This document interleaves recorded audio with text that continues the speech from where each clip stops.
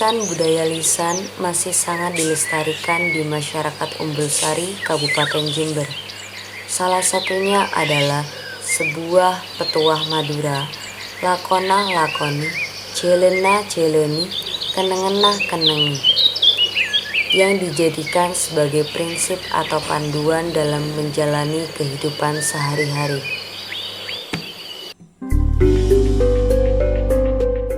Petuah dalam budaya Madura di masyarakat Umbulsari ini seperti apa ya? Petuah itu bisa dikatakan seperti kata bijak, nasihat-nasihat dari sesepuh kepada generasinya. Ya seperti itulah kalau petuah menurut saya. Nah, kemudian di sini kan itu Pak, ada sebuah petuah, saya dengar di sini ada yang mengatakan bahwa ada petuah yang memiliki bunyi seperti apa? Ada. Ya, itu. Lakonah lakonin, jelenah jelenin, terus kenang-kenang kenengin, apa seperti itu. Nah, ya benar. Nah, itu pemaknaannya seperti apa? Kalau menurut saya, lakonah lakonin, jelenah jelenin, kenang-kenang kenengin itu lebih banyak pada ke santri. Itu memang petuah Madura dari zaman dulu. Saya pada waktu mondok dari kiai saya itu sudah pernah dipaparkan masalah petuah tersebut. Tapi itu lebih dominan kepada santri. Seperti itu. Lakonan lakonin itu kerjakanlah apa yang seharusnya dikerjakan. Terus kalau jalanlah jalanin, itu adalah jalanilah apa yang seharusnya dijalani oleh seorang santri. Ketika santri itu sudah berada di pondok pesantren, dan atau sekarang santri itu bisa juga dikatakan murid. Sebenarnya murid santri itu tidak ada bedanya, baik formal maupun non formal, itu sama saja, tergantung pemahaman dari gurunya kepada siswanya. Jadi ketika sudah santri atau murid itu merasa dirinya itu adalah seorang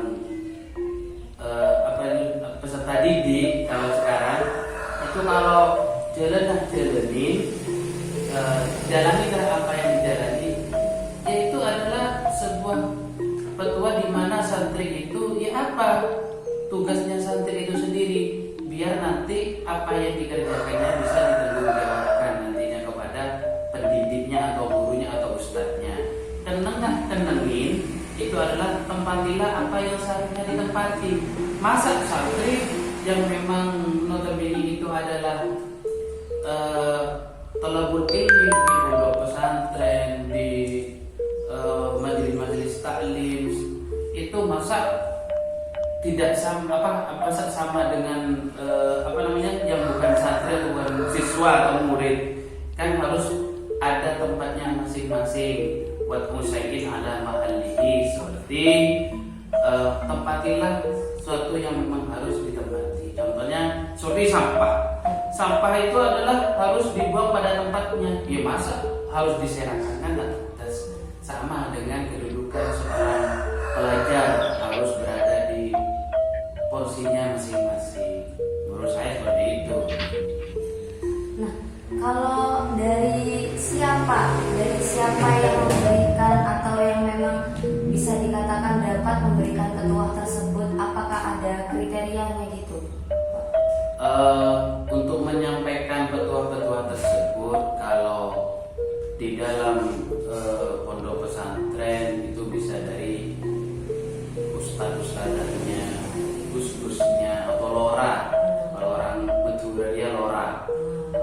Terus para kiainya itu dalam kalangan pondok pesantren. Tapi kalau kalangan sekolah formal itu dari bapak ibu guru. Dalam kalangan masyarakat itu dari bisa kiai. Kalau orang Madura sini itu kemo sengan itu boleh. Ya kemo sengan. penting orang tersebut menjadi tokoh masyarakat di situ, bukan sembarang orang. Bukan sembarang orang yang memberikan petua. Karena apa? Ibdat binafsik.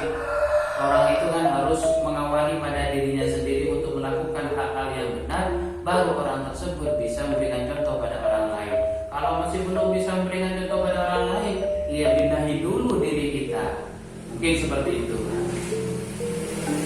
Kalau tujuannya sendiri ya dari petua itu seperti apa tujuannya? Tujuannya petua apa?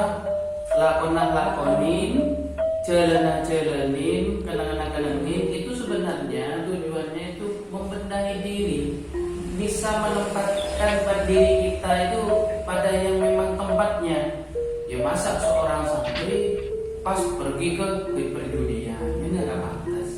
Contoh seperti itu. Masa seorang kiai perginya ke mana diskotik kan nggak sesuai dan seperti itu. Contohnya ingin membenah diri biar lebih baik, tahu porsinya masing-masing untuk menjadi yang lebih baik. Terkait nilai-nilai yang dianut dari masyarakat sini Pak, santri-santri di sini gitu, terkait nilai-nilai dari petuahnya itu, moral seperti itu.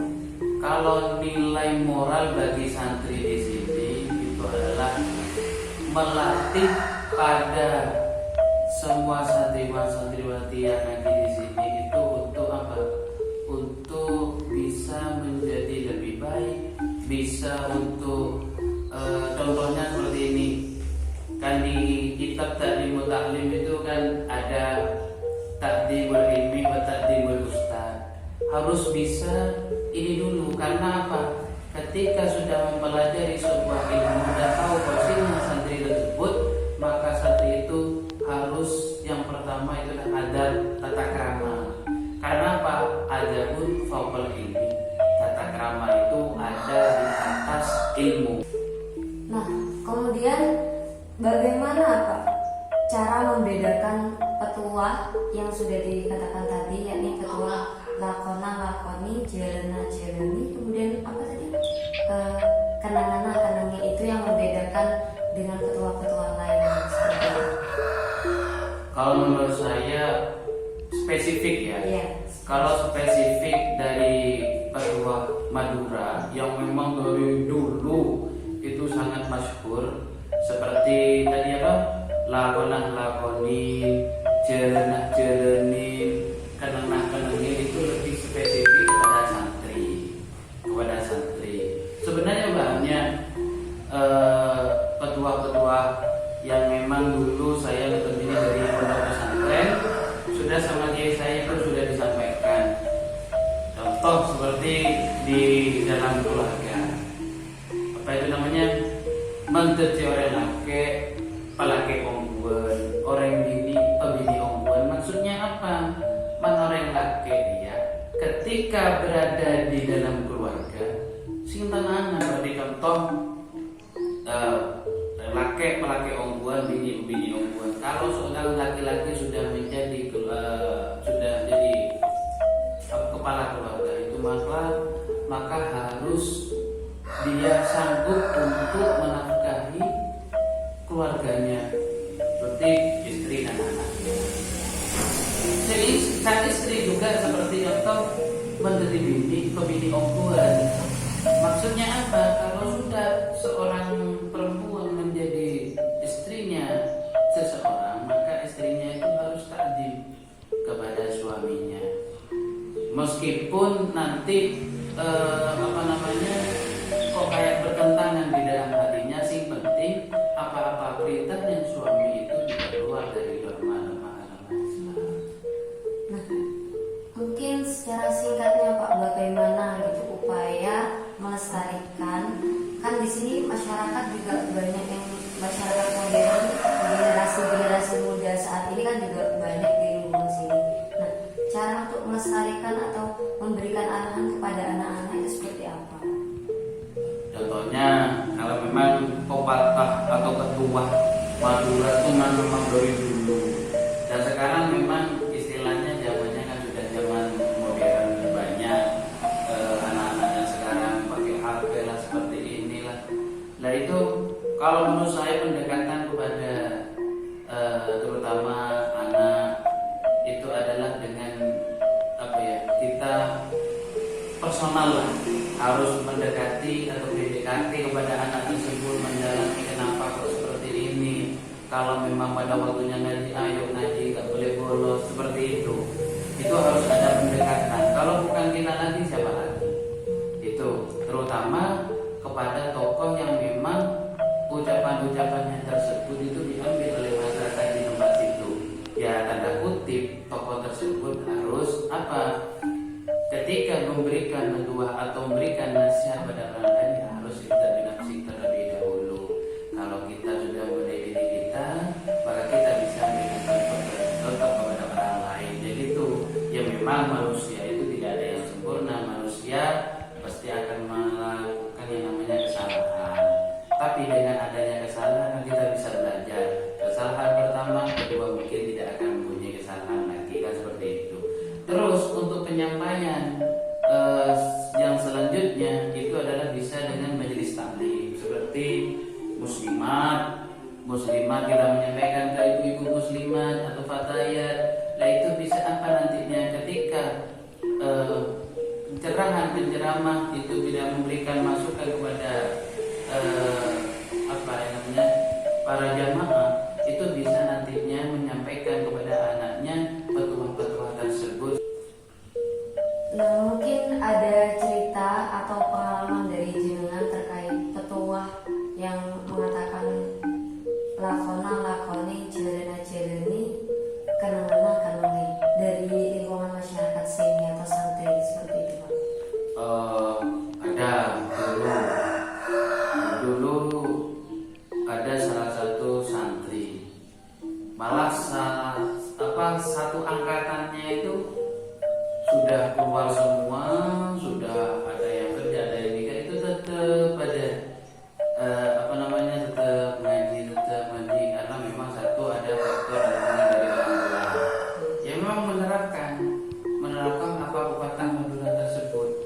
Seorang santri, kan tadi sudah saya bilang bahwasannya pepatah tersebut lebih dominan kepada santri.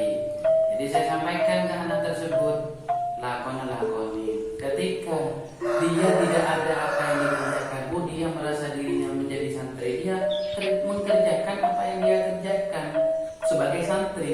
Pada waktu dia ngaji atau berjamaah ngaji, terus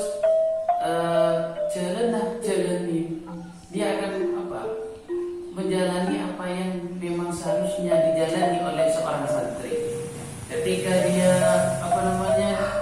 untuk belajar, santri itu belajar sudah, entah itu nantinya nggak tahu apa istilah ilmunya, maknanya kapan atau manfaat pandang, penting dia belajar. Terus kenangin itu, tempatilah apa yang memang seharusnya dia tempati. Dia kalau jadi santri, dia akan menepati dia sesuai dengan porsinya santri. Ya tadi itu, jadi yang masa santri dia pas berada di tempat seperti yang tidak pantas. Dan alhamdulillah dengan jalannya waktu sampai sekarang dia menjadi salah satu pengajar di lembaga kami sampai sekarang. Karena istilahnya itu menerapkan petua Madura tersebut.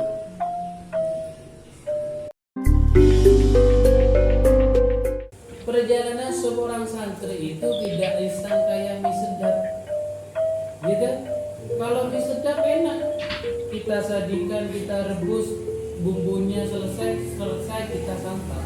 Kalau seorang santri, jalanilah apa yang seharusnya dijalani oleh seorang santri. Itu adalah ketika kalian proses dalam menjadikan diri kamu itu adalah santri. Perjalanan santri itu bagaimana? Capek, payah, lesok. Karena la tarum ilman botat tukat taat, ojo ngarep siro kabeh nang duwe ilmu lek siro moh ning jenenge